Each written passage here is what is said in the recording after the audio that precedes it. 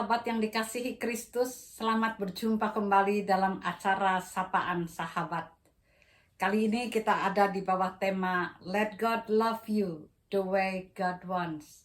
Dan sebelum kita masuk dalam tema ini, mari kita minta pimpinan Tuhan. Bapa yang Maha Pengasih, kami mengucap syukur untuk kesempatan ini. Bukalah hati dan pikiran kami, supaya hati dan pikiran kami dikuasai oleh firman Tuhan, dan kami mendapatkan kekuatan baru di dalamnya. Pakailah hamba-Mu dalam segala keterbatasannya, supaya boleh menjadi alat penyampai kabar baik yang dari Tuhan. Terpujilah nama Tuhan. Berfirman Bapa, kami siap mendengarkannya. Dalam nama Tuhan Yesus, kami berdoa. Amin. Sahabat yang dikasihi Tuhan Yesus, ketika saya dan saudara bicara tentang kita yang hidup dikasihi Tuhan, kira-kira apa gambaran yang ada dalam hati kita, dalam pikiran kita? Barangkali kita menggambarkan satu hidup yang nyaman, yang aman, jauh dari penderitaan, masalah bisa terpecahkan, hidup sukses dalam berkarir, dalam studi, dalam mengisi bagian-bagian dari hidup kita. Semuanya tampak ada jalan keluar dan beres-beres saja. Tapi kalau yang terjadi sebaliknya, apakah Tuhan masih mengasihi kita?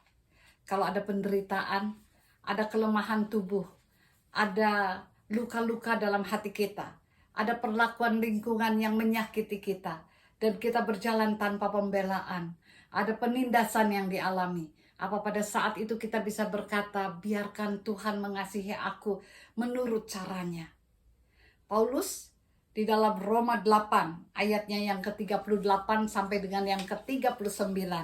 Di sana dia dengan teguh hati berkata, sebab aku yakin bahwa baik maut maupun hidup, baik malaikat-malaikat maupun pemerintah-pemerintah, baik yang ada sekarang maupun yang akan datang, atau kuasa-kuasa, baik yang di atas maupun yang di bawah, ataupun semua makhluk lain, tidak akan dapat memisahkan kita dari kasih Allah yang ada dalam Kristus Yesus, Tuhan kita.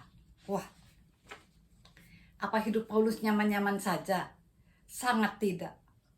Paulus dianiaya, Paulus ditolak, Paulus direndahkan, Paulus mengalami berbagai kesulitan dalam hidupnya. Ada penyakit yang tidak lepas-lepas dari tubuhnya.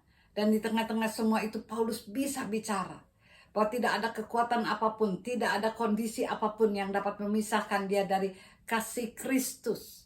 Dan kasih itu menjadi bagian yang dia yakini, yang mendampinginya dan menolong dia dengan kekuatan di mana dia bisa menjalani hari-hari dalam hidupnya dengan bersyukur.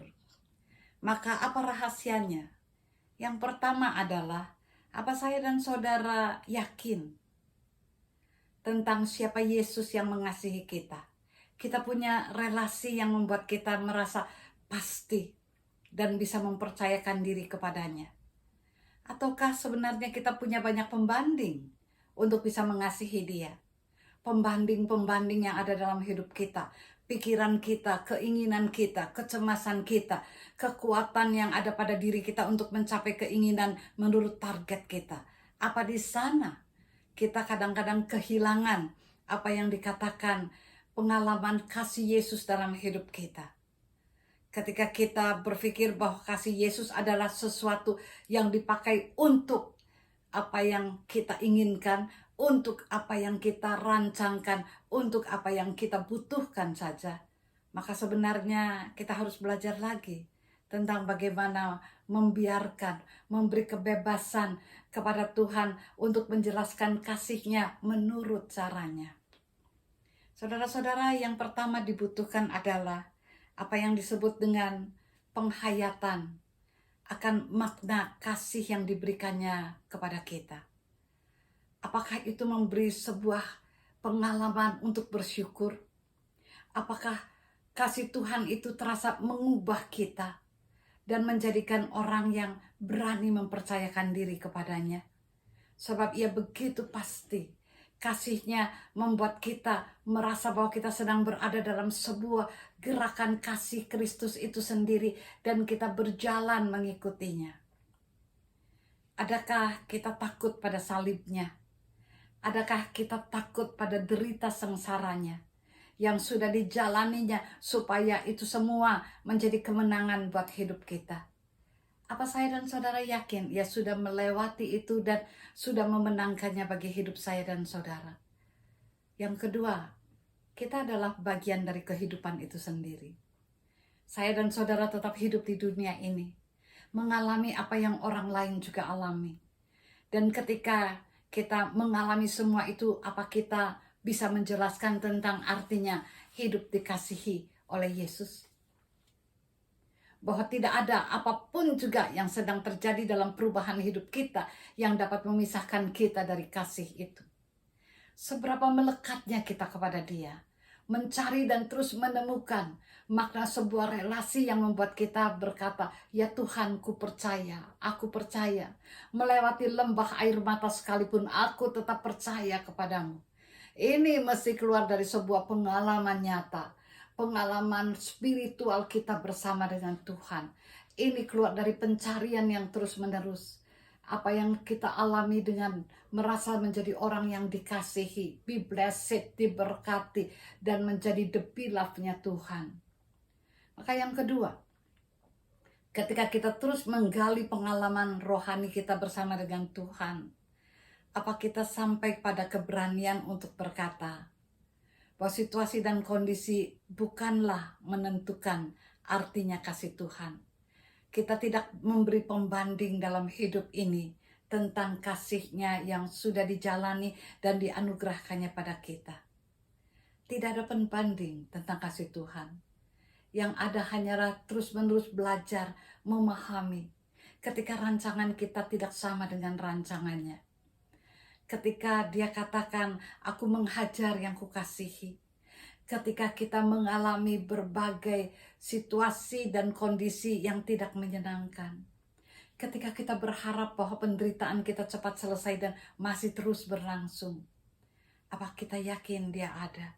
Kalau Paulus mengatakan tidak ada satupun kekuatan apapun, penderitaankah, kesesakankah, tidak ada satupun yang bisa memisahkan aku dari kasih Kristus. Dan dia meyakini itu.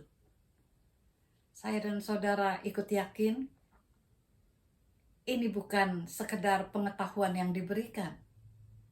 Ini adalah sebuah ekspresi dari pengalaman, kesaksian hidupnya. Bahwa ia dikasihi Tuhan dan kasih itu membuat dia tidak ingin dilepaskan dari kasih Kristus. Apapun tawarannya, apapun pembandingnya. Mari kita merenungkan bersama.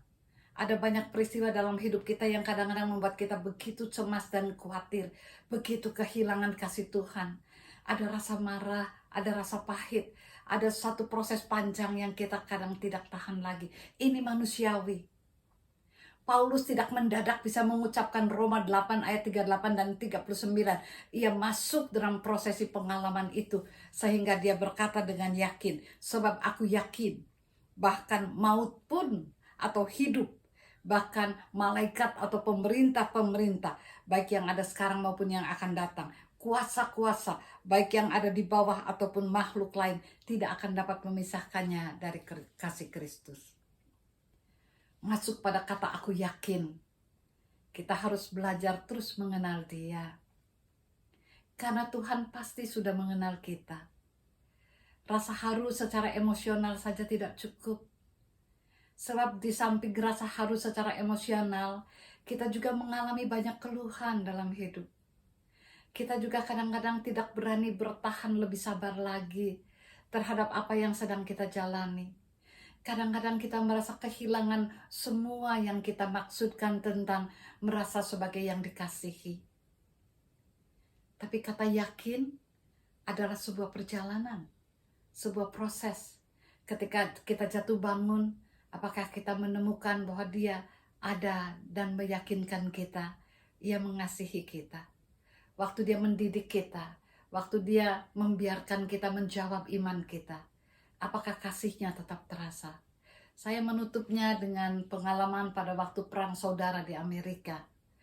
Pada senja hari ketika perang menjadi apa yang dikatakan gencatan senjata, di tempat di mana pertempuran terjadi, di sebuah lapangan terbuka, Maka pada malam yang sudah mulai menjadi pekat, seorang bapak tua menaiki kudanya dan terus menyelusuri apa yang ada di sekitar lapangan itu.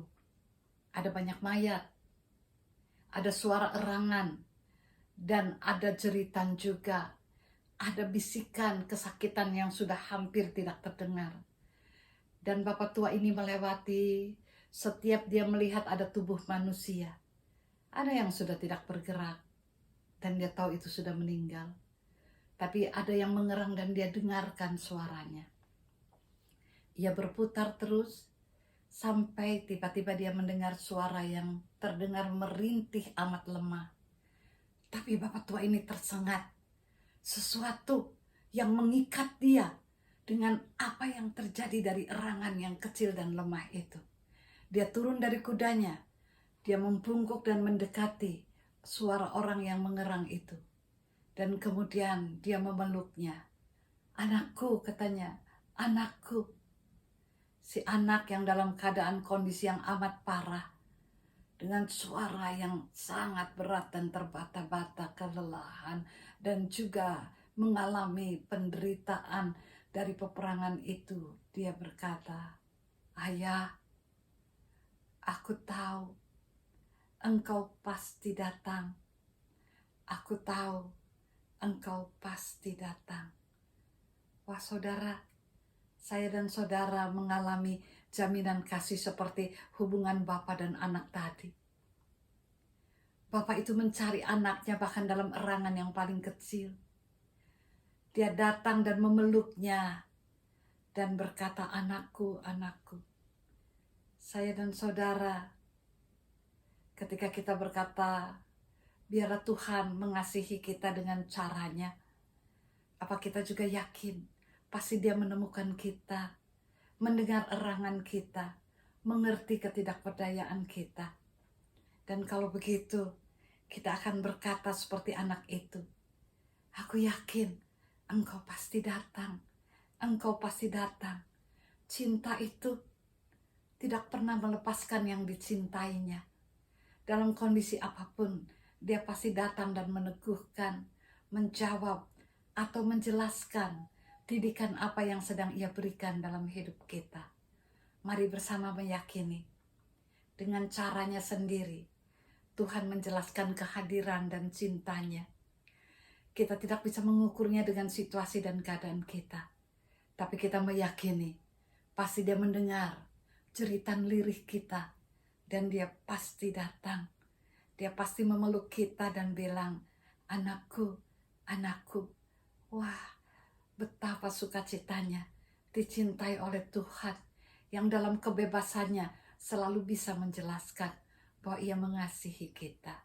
Kita anaknya, tebusannya, di mana Ia menyerahkan semuanya supaya kita mengerti hidup kita selalu didampingi oleh kasih-Nya yang bebas. Tuhan memberkati kita. Amin.